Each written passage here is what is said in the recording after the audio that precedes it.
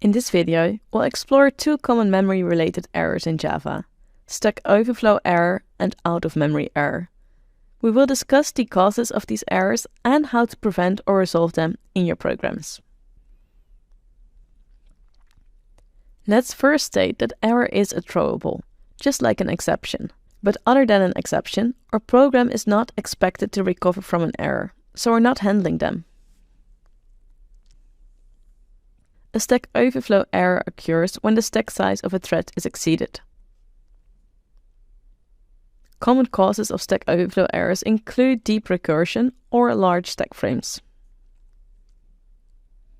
To prevent or resolve stack overflow errors, you can increase the stack size or refactor your code to reduce stack usage.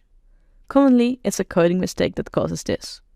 So when you get this, check whether your method is calling another method that's calling your method, etc., without it needing to do this. Alright, the next one.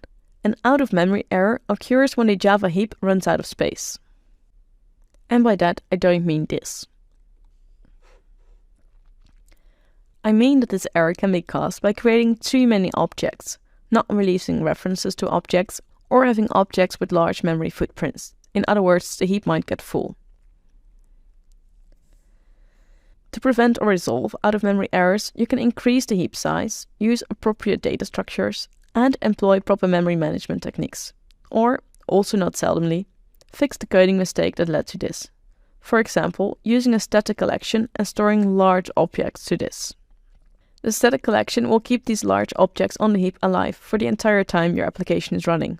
This can cause problems. And yes, I do speak from experience. Remember to consider the stack size and heap size when writing your code. If you get one of these errors, first check for common mistakes. If that doesn't fix it, and your application really requires more memory, you can learn how to tune the Java memory to fix this.